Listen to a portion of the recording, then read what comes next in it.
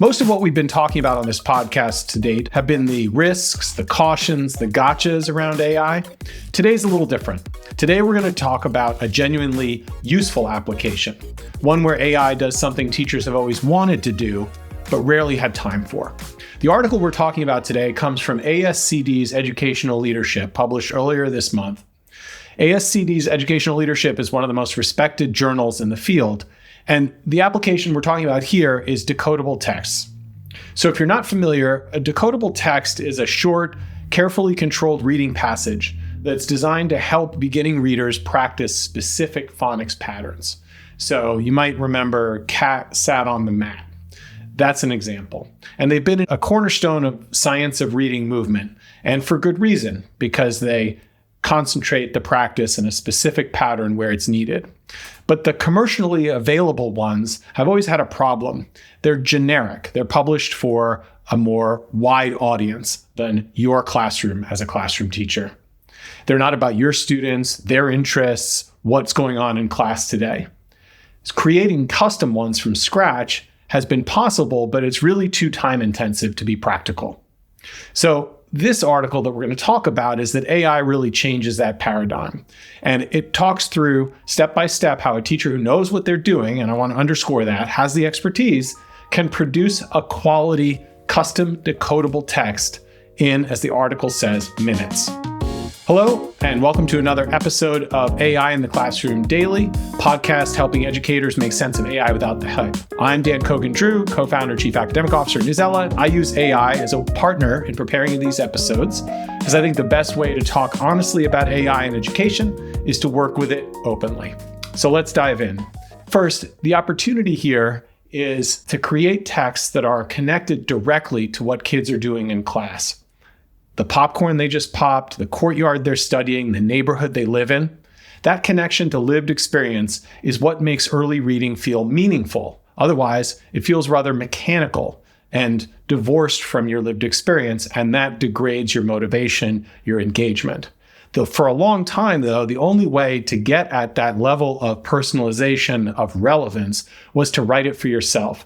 And while teachers could do that once or twice, they can't do that again and again for each student as many times as it's required. So this is one of those cases where AI is genuinely expanding what's possible. It's not replacing teacher judgment, but it's removing a production barrier that was limiting instruction. This is where it gets interesting also, though, because it's not perfect, right? And the article is very clear in about naming what can go wrong. As researchers note, when they went through creating these kinds of examples themselves, these texts, the AI incorrectly identified the word sled as not containing a short E sound, which it clearly does. That's exactly the kind of error that a teacher with expertise, underscoring expertise here, and strong phonics knowledge will immediately catch. But a teacher without that knowledge, a teacher who is just outsourcing the thinking and not proofreading the product carefully, that they will miss that.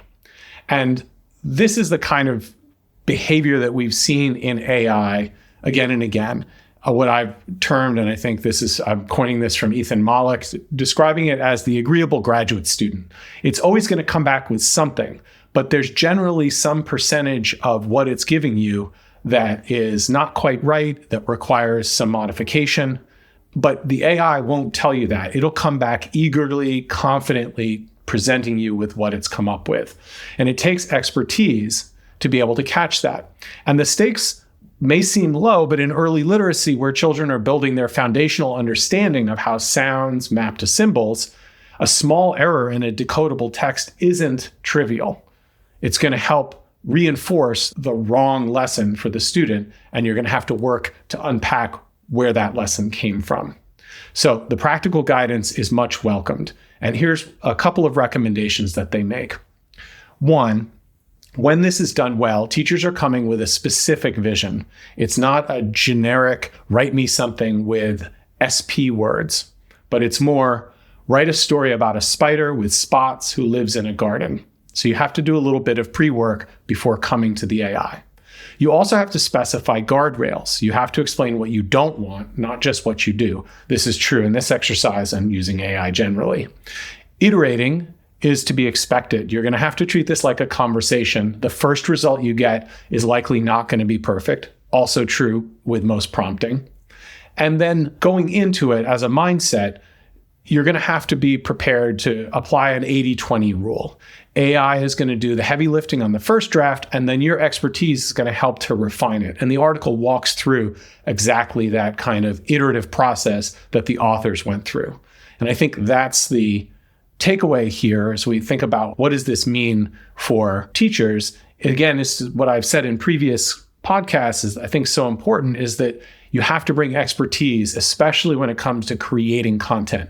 I find this example particularly compelling because it's an area where teachers can bring creativity and the content that's being generated is being generated for a specific purpose that's well-defined and you can measure the product. And as an expert in early literacy, you can evaluate and make sure that the product meets the specifications that you've given it. So 3 takeaways. For early elementary teachers, it's definitely worth trying if you haven't. The article mentions GPT, Claude, Gemini for Education, School AI, Magic School AI. All of these have free versions. You can go ahead and use them, but be careful, of course, that you're not uploading personal information about students more than some of their likes or things that can't be tied back to them on an individual basis. And obviously, you have to read through the results, as I was just saying. An implication for instructional coaches and curriculum leads is that this is a good low-stakes entry point for professional learning as an exercise with educators. Decodable text generation is bounded, it's practical, it's immediately useful, and the process of prompting, evaluating output, and refining by hand is a kind of meta lesson on how to use AI because that's the same iterative process that you'll use in other uses. And then I would say the third, and I've said this before already in this episode, but just to underscore it again, is the caution here is the researchers who wrote this article are literacy experts, and they knew what to look for. And the same needs to be applied to any use for this in this particular use case. You want to bring that kind of expertise in early literacy to evaluating the product. If you are new to teaching early literacy and you just throw something into the AI, you're not necessarily going to have the ability to evaluate it. Those are the 3 takeaways. And I'll just leave you with saying that this is a case where we've said in the past, there is lots of risk to letting AI do work that requires human judgment. And in this case, when the teachers have the judgment, the AI acts as a multiplier, as an augmentation force. And I think that's what's really compelling, where we find a use case that's useful, we really can lean into it. Before I close, I'm just going to give a quick pitch for the method that I used to find this article that I was just discussing, and that's the Marshall Memo. Disclosure here, I have no financial relationship with the Marshall Memo. I've met Kim Marshall. I've invited him to talk at Newsella. If you don't know the Marshall Memo and you're looking to keep up with the practical implications of research for classroom teaching and learning, I highly recommend going to marshallmemo.com. Kim Marshall, as the website depicts, spends his weeks visiting classrooms, talking with educators, and most importantly, reading the latest research and a slew of publications that he keeps up with. Then he summarizes these, he distills them into a weekly memo, and you receive this in your inbox. And it's a very easy way to keep track of what matters from a trusted source who's doing some of the heavy lifting of scanning and searching for what you should be paying attention to. With that, thanks for joining, and we'll see you on the next episode. Bye for now.